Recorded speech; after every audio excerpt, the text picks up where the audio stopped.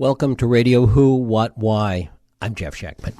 Polychlorinated biophenols, or PCB as they're known, Agent Orange, Roundup, and GMOs. They all have a few things in common. All may be dangerous to our health, and all are produced by Monsanto. For over 2 decades, Monsanto has been the leader in shaping agribusiness, encouraging industrial agriculture, and pushing back against growing consumer desire for a safer and more organic food system. To this end, the organization, the Organic Consumers Association, began a campaign against Monsanto back in the 1990s. This Saturday, May 21st, a global march against Monsanto has been organized. One of the leaders is our guest today, Ronnie Cummins. Ronnie Cummins is co-founder and international director of the Organic Consumers Association. He's been active as a writer and activist since the 1960s, and over the past 2 decades, he has served as a director of U.S. and international campaigns dealing with sustainable agriculture, food safety, and genetic engineering. He's published numerous books and articles, and it is my pleasure to welcome Ronnie Cummins to Radio Who, What, Why. Ronnie, thanks so much for joining us. Good to be with you today. Certainly we'll talk about the health issues related to all of this, the business issues, but there does seem to be, as one looks at the totality of this battle over the past 20 years or so, an economic component, that the issue of food and food safety is also an economic issue. Talk about how you see it from that perspective. Yes, well, Monsanto and other large transnational corporations have managed since the Second World War to build up an empire that controls the majority of the world's seeds, majority of the chemicals used in non-organic agriculture, that ties in with all the fertilizer corporations.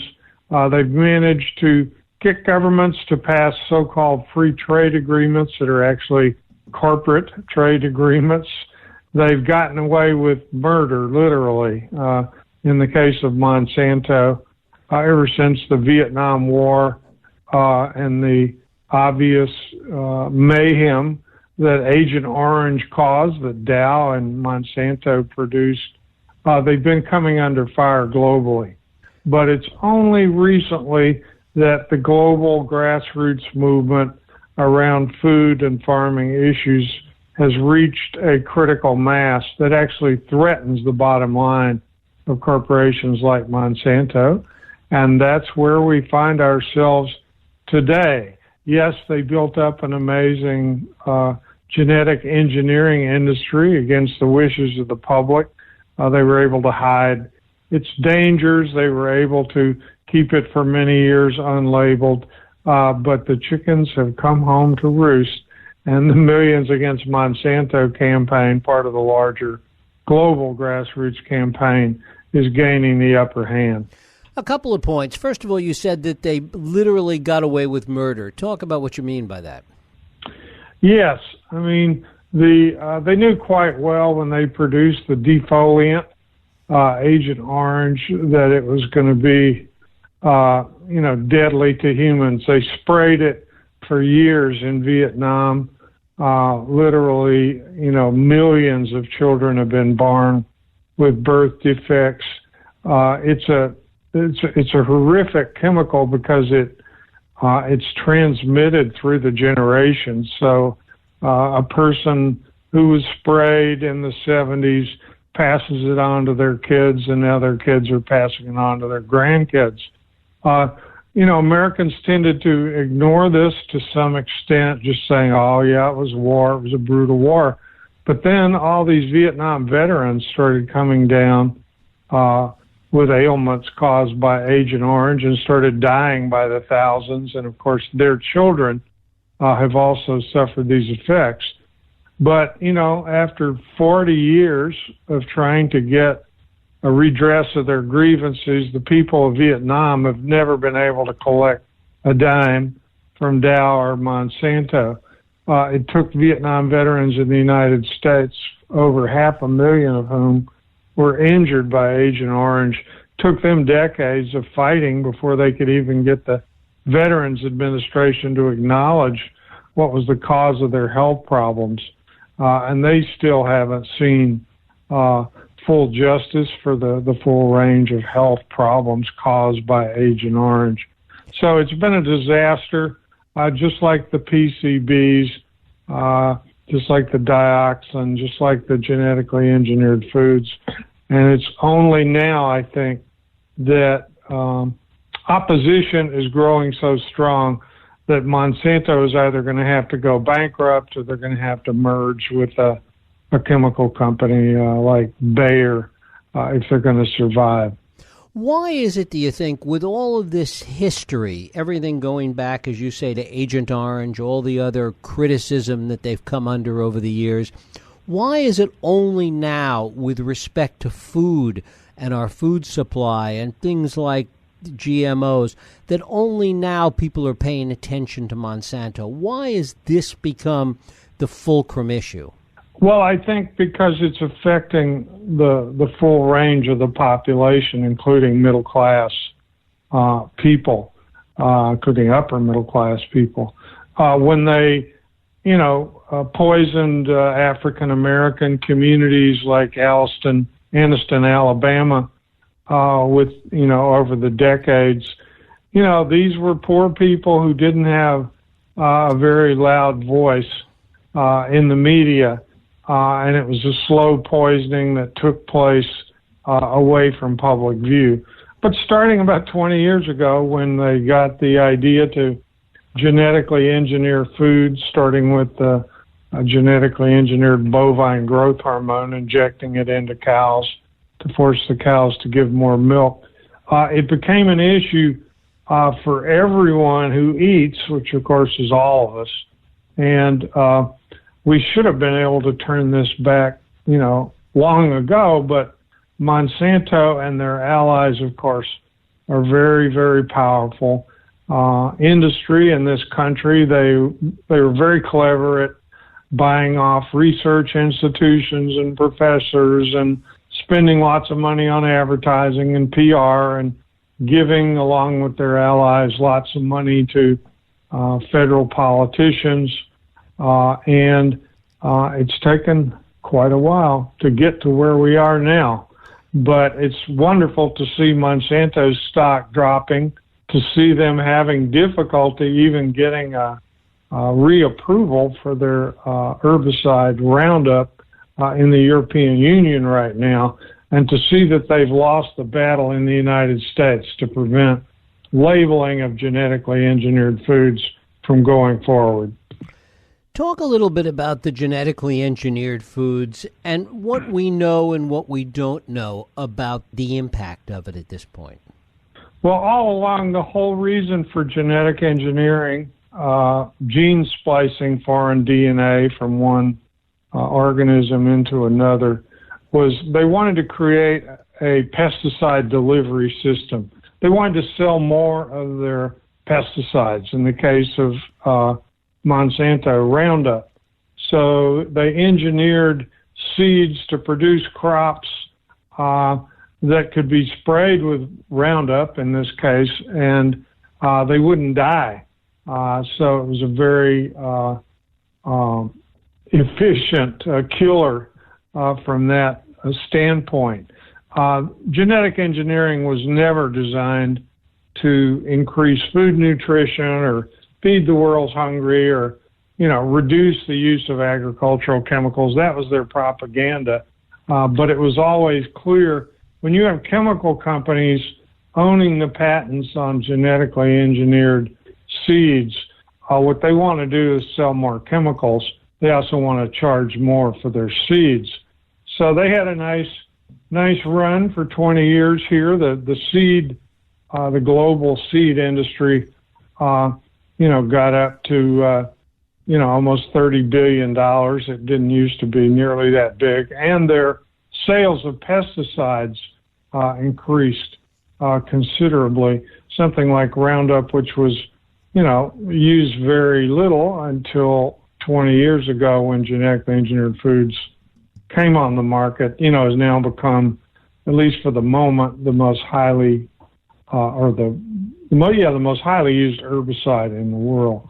They don't really care about adapting to the climate disaster that this food system has engendered. All they care about is their short-term profits, and they've managed to maintain those for quite a while. But I think the end is near for this 70-year experiment with industrial agriculture and genetic engineering. Over 40 countries at this point have banned GMO crops. Talk a little bit about the pressures that created those bans around the world. Yeah, typically you don't see a ban on something until there's overwhelming evidence that it's causing harm, and there's tremendous pressure on politicians. You know, they're all part of this global trade system where they like to do what the multinational corporations and the powerful nations like the U.S. tell them to do. But in the case of El Salvador, for example, or Sri Lanka, when you literally have thousands of farm workers dying of kidney and liver disease after being in fields where Roundup was sprayed or spraying it themselves, it became impossible for these governments to continue to allow the use of Roundup. So that's the kind of pressure that's been required. In Colombia, where we've had this horrific counterinsurgency war that morphed into a drug war, they've been spraying Roundup from airplanes on crops for decades.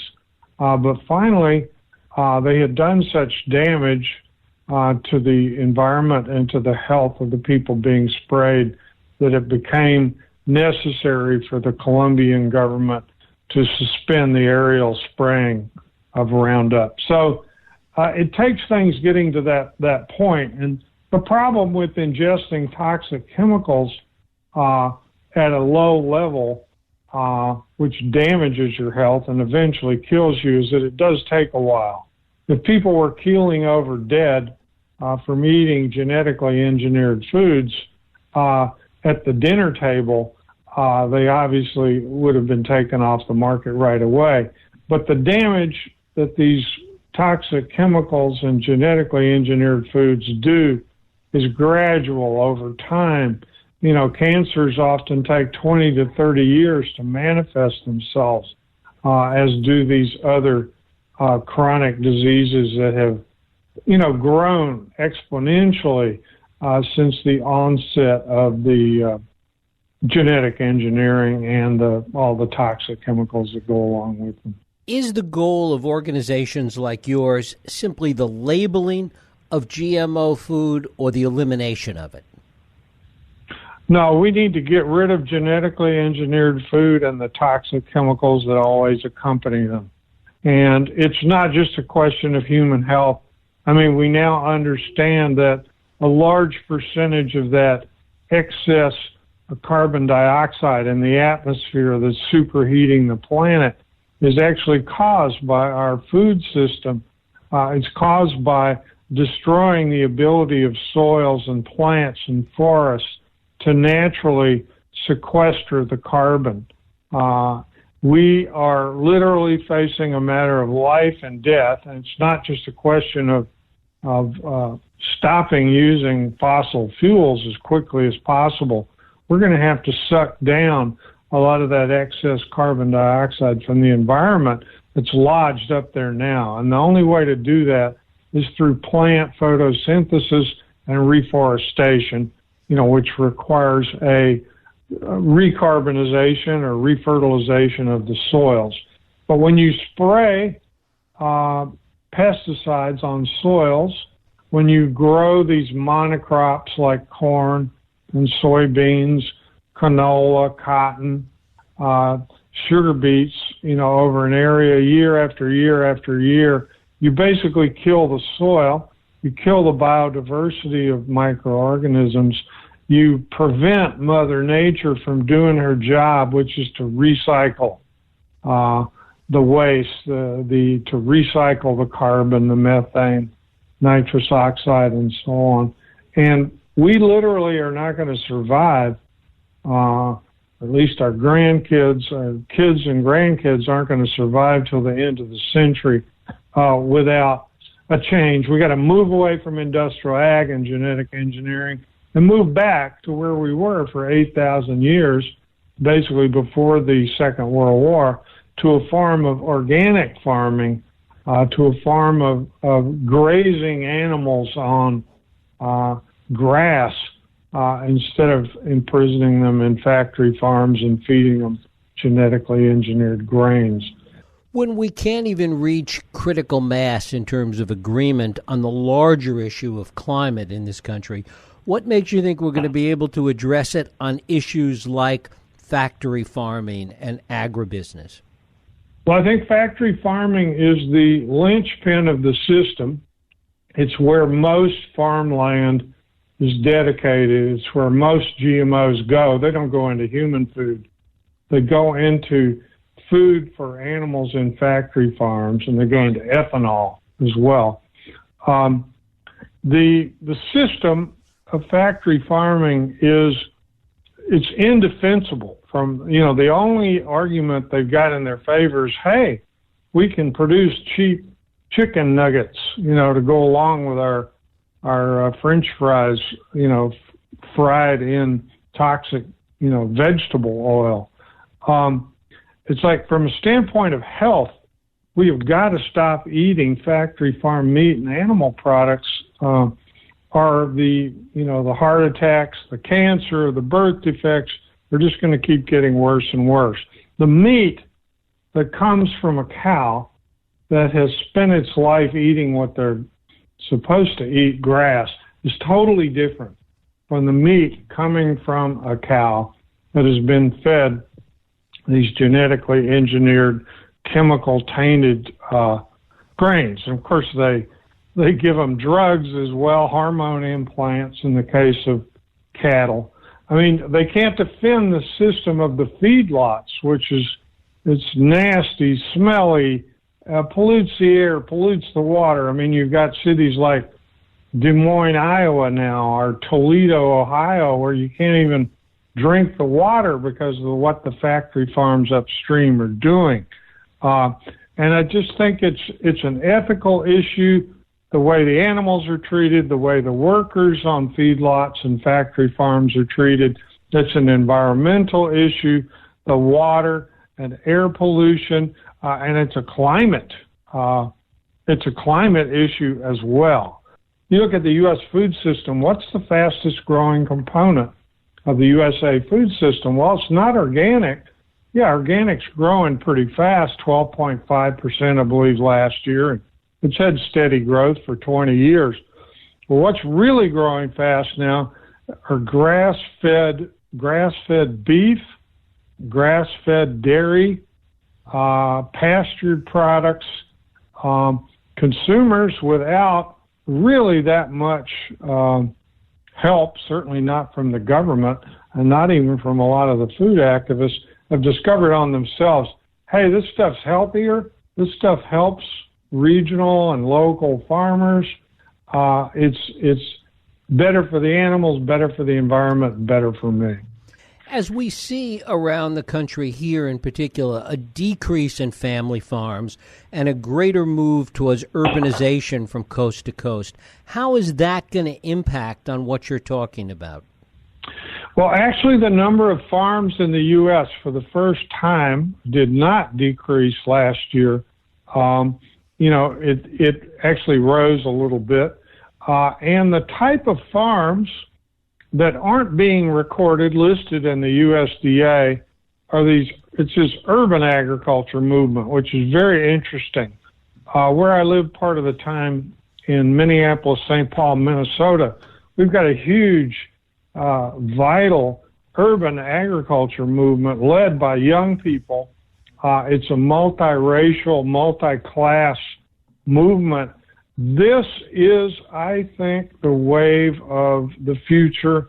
We got 20 million people right now working in the food chain in the United States. This is the grocery stores, the truck drivers, the farmers, the farm workers, and so on. It's a huge part of our economy. It's going to get even larger.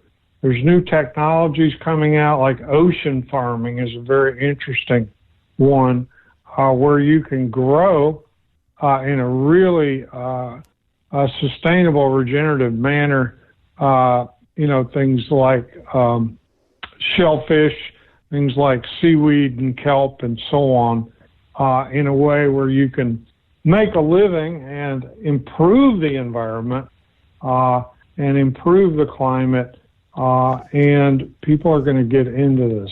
I do believe that. People have always said, well, organic food's great, but it's too expensive. But I think the movement has come up with the solution for this.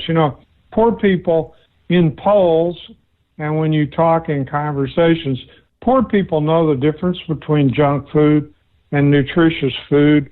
They know why, wealthy people, middle-class people buy organic, So why don't they do it? Well, it's very simple in most cases.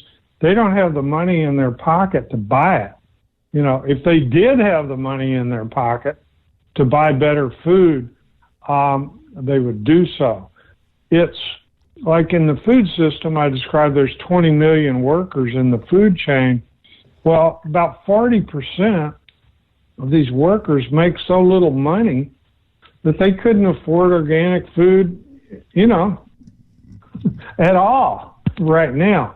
And so we give people enough money, it's going to help the economy, not hurt it. And one of the things that's going to change are people are going to stop buying crap, and they're going to start feeding themselves and their children better. I also want to talk about what has to happen with respect to agriculture. What has to happen in public policy to address some of these agricultural issues that we're talking about? Well, certain countries, it depends on what country in the world you're living in. Certain countries are starting to implement structural changes right now. France, for example, they just passed a law that schools and hospitals and, public cafeterias have to purchase at least 40% of locally produced organic food, and they're paying farmers to stop using fertilizers and pesticides, pointing out that it's a lot cheaper to pay farmers to do the right thing than it is to clean up the mess, public health and environmental, that are causing.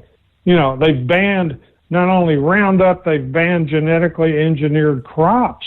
All right, but we live in the United States, and we live in a system where the federal government is getting worse and worse, not better. There are some openings at the state and local level where we can have some leverage if we organize ourselves properly. But the main driving force in the United States for changes in our food and farming system are going to come through the marketplace. This is the only way, when you have an out-of-control federal government and an out-of-control mass media, that you can do that. And I think we're doing it. I mean, we are causing, at this point, the largest food corporations on the earth are in a panic, not just about, the fact that Pepsi and the rest of them are having to label that their stuff's genetically engineered. They're facing criticism on what is all this crap on the labels, the additives and the chemicals and the colorings and the preservatives. Get that out, And I think this is not because the government is pushing this. This is because they're noting in their bottom line, as Fortune magazine and others point out, they're losing money. And who's getting that money? It's the organic companies. It's the local producers. It's the people who have healthy food. So we're going to have to drive this ourselves. At this point, we're not going to see big changes in the Farm Bill, big changes in the, agricultural appropriations.